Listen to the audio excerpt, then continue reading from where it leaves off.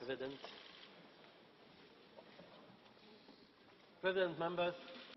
Sr. Presidente. Sr. Presidente, caros membros do Parlamento Europeu, no dia 19 de janeiro estive aqui no Parlamento Europeu para dizer que a União Europeia não tinha mais de 2 meses para salvar a zona Schengen e que o Conselho Europeu de março seria o último momento para verificar se a nossa estratégia funciona. Se não funcionasse, teríamos graves consequências, como o colapso de Schengen. Nós utilizamos estes 2 meses da melhor forma que podíamos e convoquei 2 cimeiras dedicadas quase exclusivamente a este tema. 7 de março, o Conselho Europeu tomou 3 decisões importantes. A primeira tem a ver com o fim da abordagem de porta aberta, o que implicaria concluir fechar o fluxo de imigrantes através dos Balcãs Ocidentais. Isto baseava-se na assunção de que a solução europeia, sem respeito ao direito europeu e pelo Código de Fronteiras Schengen, não é possível. A segunda decisão foi sobre o aumento maciço da ajuda humanitária à Grécia.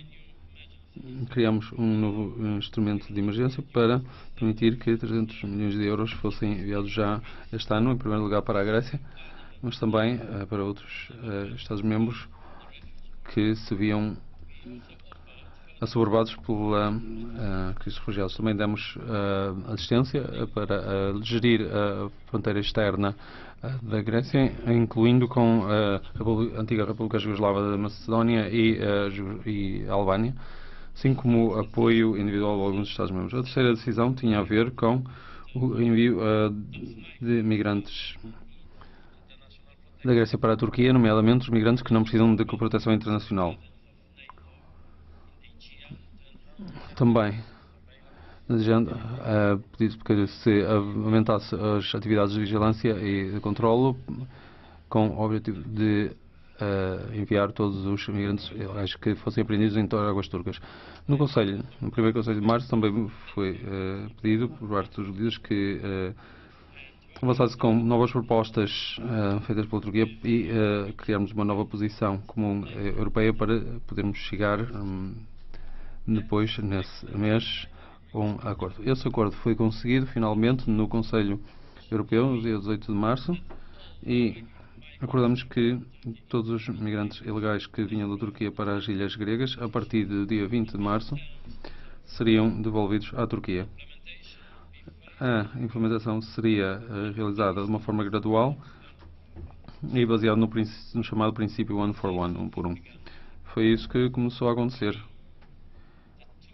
Para mim, os 2 elementos centrais do acordo foram, em primeiro lugar, garantir o cumprimento de da legislação europeia e internacional, garantindo que todos os migrantes que chegassem à Europa seriam tratados individualmente. Isto inclui o respeito pelo princípio de non-refoulement e exclui qualquer tipo de expulsão coletiva. A Comissão deu uma avaliação positiva relativamente à legalidade do acordo e eu gostaria de expressar os meus agradecimentos ao Jean-Claude e à sua equipa pelo seu trabalho e consulta. Em segundo lugar, relativamente às conversações de adesão, nós levamos em conta as preocupações cipriotas.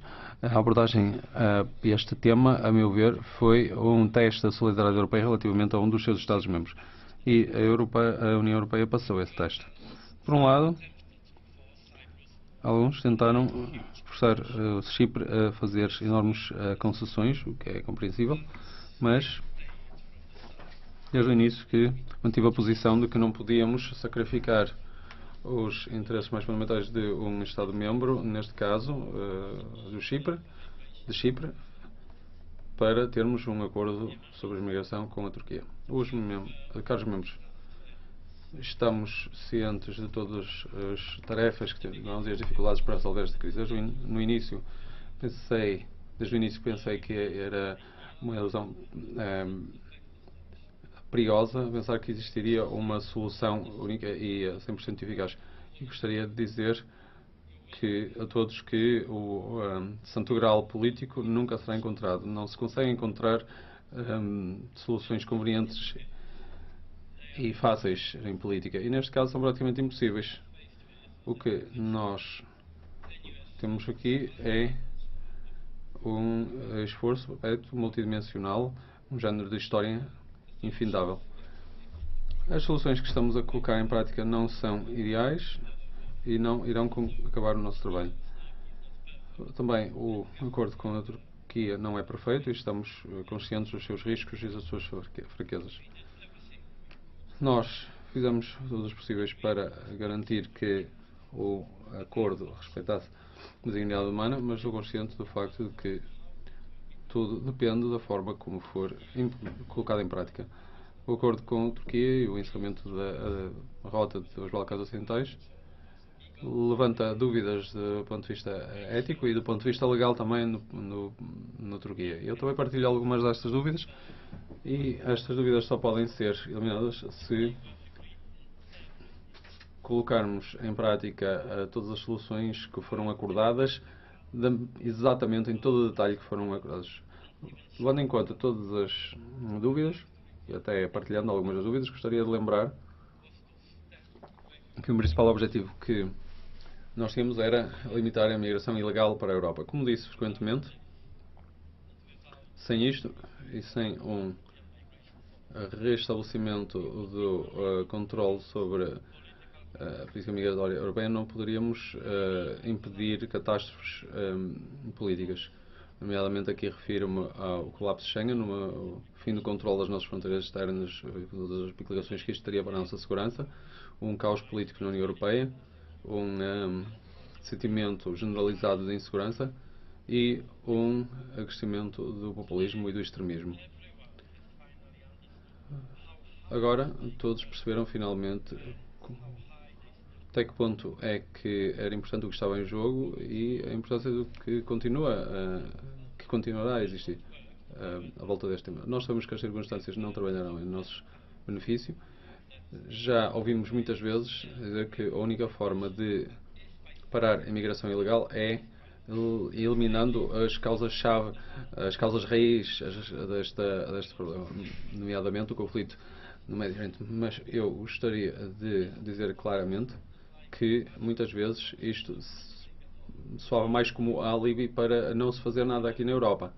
Eu espero que finalmente tenhamos compreendido que a Europa não tem chaves para resolver todos os problemas do mundo. E, permitam-me dizer ainda outra coisa, nós estávamos tão preocupados com a procura de uma chave para salvar o mundo que durante algum tempo perdemos a chave para resolver os nossos próprios problemas.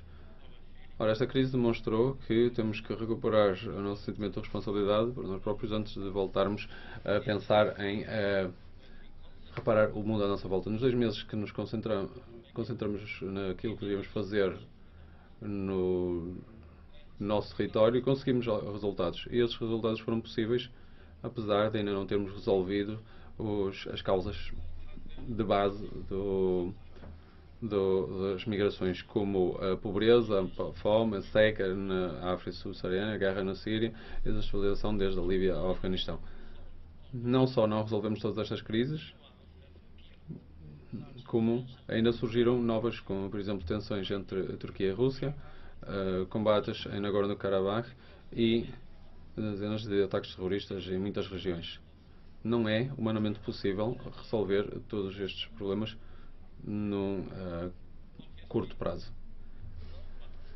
É claro que ninguém conseguiu eliminar as causas da migração. Este é um desafio não apenas para a Europa, mas para toda a comunidade global e por isso iremos trabalhar arduamente para lidar com no nosso plano para lidar com a crise de migração que vamos apresentar nas cimeiras do G7 no Japão e G20 na China. O nosso objetivo será melhorar o desenvolvimento socioeconómico das regiões afetadas, nomeadamente com educação, cuidados de saúde, condições laborais, infraestrutura e comércio. Não esqueçamos, no entanto, que lidar com as raízes do problema deverá ser um esforço de longo prazo e que, ainda pior, não tem garantias de sucesso completo, porque não depende apenas das nossas ações. É por isso que nós temos que ter sucesso, temos que ser eficazes nas coisas em que dependem essencialmente de nós, nomeadamente lidando com a crise no solo europeu. Caros membros, ao agirmos neste período, temos que lembrar que não é apenas a rota dos Balcãs e que outros países também esperarão a nossa cooperação e a solidariedade, não apenas a Grécia e a Bulgária. Aqui estou a pensar na rota centro-mediterrânea. O número de possíveis migrantes presentes na Líbia é alarmante. E é por isso que temos que estar preparados para demonstrar solidariedade à Itália e Malta se pedirem. E não será possível copiar as soluções que aplicamos nos Balcãs, em particular porque a Líbia não é a Turquia. No que toca à rota dos Balcãs, nós tomamos ação muito tarde. Isto levou, entre outras coisas, a um encerramento temporário das fronteiras dentro da própria zona euro. É por isso que a nossa cooperação plena com Malta e Itália hoje, neste momento, são uma chave para evitar o mesmo cenário no futuro. Caros membros, durante demasiado tempo a Europa viu-se dividida entre defensores de segurança e defensores de abertura. Ora, nós agora estamos a criar uma síntese destas duas necessidades. Necessidade de segurança nas nossas fronteiras e de abertura e tolerância. Talvez este seja o maior sucesso dos últimos meses. Esta síntese será um dos principais campos de batalha da Europa futura e exige mais ação. Não tínhamos medo desta tensão. No momento crítico da sua história, a Europa só conseguir ter sucesso quando lidou com estes dois desafios de uma forma simultânea para sermos verdadeiros europeus. Temos que nos manter abertos, tolerantes, mas ao mesmo tempo também duros e eficazes. As tensões são algo natural. O fenómeno europeu tem a capacidade de transformar estas tensões em energia positiva e este fenómeno tem que ser preservado. Obrigado.